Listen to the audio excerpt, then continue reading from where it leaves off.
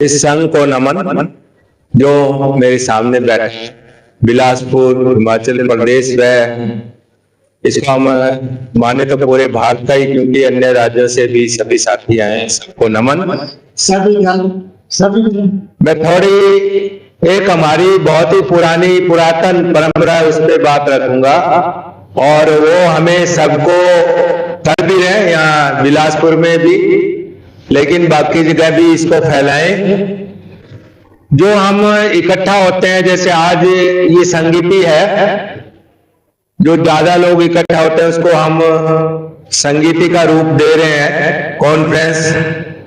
लेकिन एक हमारी एक छोटी प्रक्रिया जो ज्यादा फ्रीक्वेंटली होती है उसको बोलते हैं हम सन्निपात बहुल। ज्यादा लोग इकट्ठे होना, पास पास बैठना, और ये हमारी बहुत ही पुरातन परंपरा है। जब समन लोग सप्ताह में एक दिन इकट्ठा होते थे, अपने जो है समन अपनी चीजें जो भी साथ लेके आते थे, शतक दंड जिसको हम हथियार या अपने साथ रखते थे, दूर दूर से आते थे, सप्ताह में एक दिन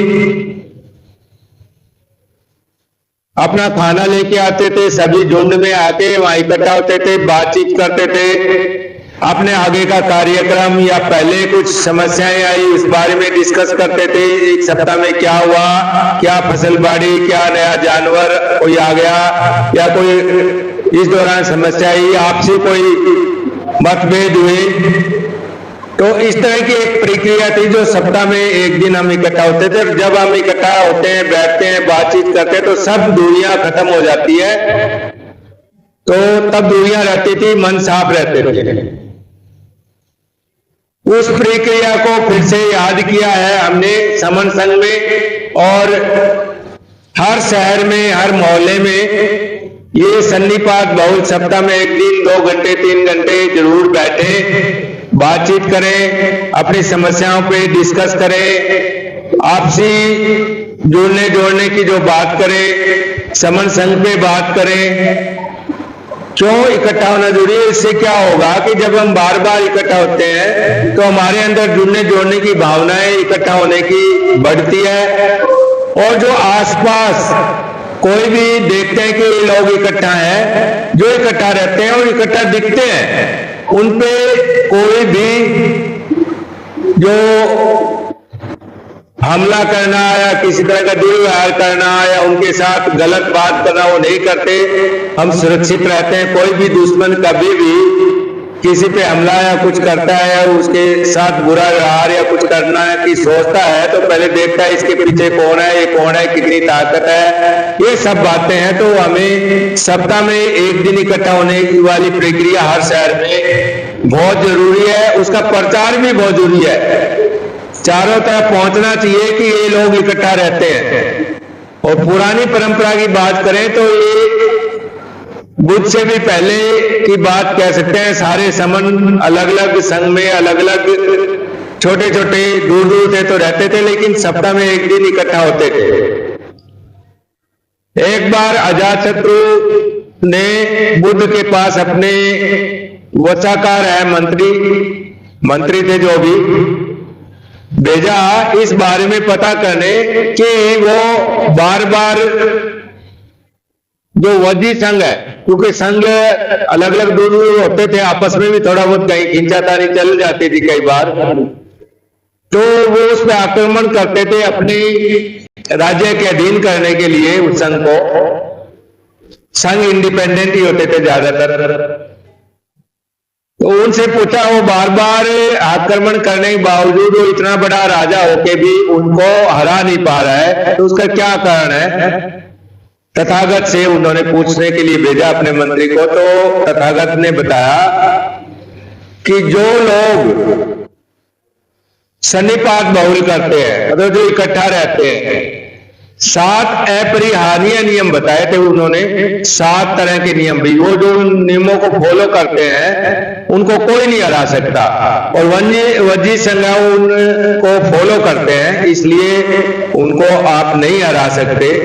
उन 7 नियमों में से सबसे बड़ा ये नियम था कि वो सप्ताह में एक दिन इकट्ठा होते हैं, सन्निपात बाउल करते हैं। उसके अलावा और जो नियम है, जैसे अभी पहले भी वक्ताओं ने सब बातें रखी, अपने बुजुर्गों का सम्मान करना, अपने चेतीय है उन जगह जाना जहाँ चेतीय मतलब जहाँ चेतना का जगह बनी हुई है, जहाँ हमारे बुजुर्गों का या जो हमारे पूर्वज है उनकी जगह, उनका वहां जाना और इकट्ठे बैठना।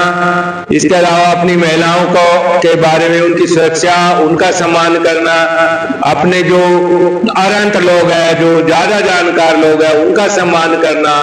इस तरह के जो 7 नियम थे, अपने नियम बनाना, उन नियमों को मानना। जैसे हम बैठेंगे, अभी इकट्ठा बैठेंगे तो कोई न कोई चर्चा होगी, तो कोई नियम बनाएंगे भी इस बात पे डिस्कस करने बाद, तो वो नियम बनाना, उसके बाद उस नियम को, उन नियमों को जो बार बार बनते हैं उनको फॉलो करना, उनको आत्मसात करना, उनको सबको मानना।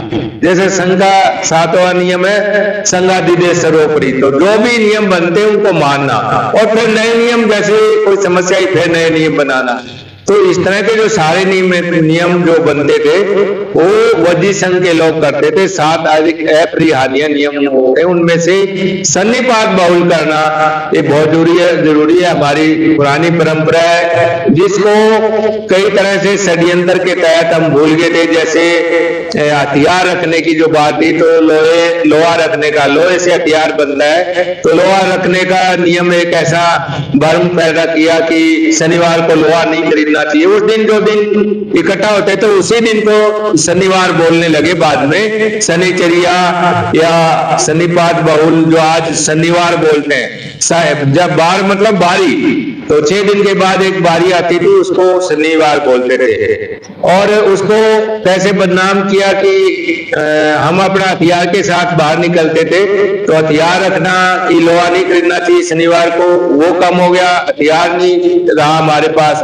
उसके बाद शनिवार को घर से बाहर नहीं निकलने का अपशगुन जोड़ा गया कि शनिवार को बाहर नहीं निकलना चाहिए। वो एक धीरे धीरे हमने वो इकट्ठा, क्योंकि इकट्ठा होना है तो बाहर निकलना पड़ेगा, हमने बाहर जाना भी बंद कर दिया।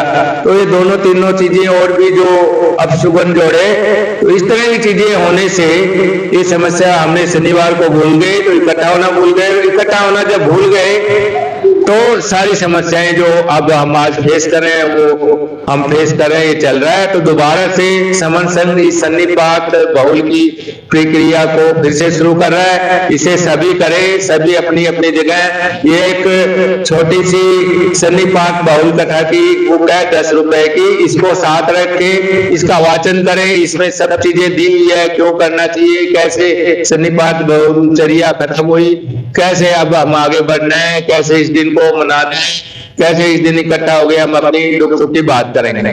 इसी के साथ मेरी बात खत्म हुई। संघ को नमन, संतों को वंदामि, संघं नमामि, संघं नमामि, संघं।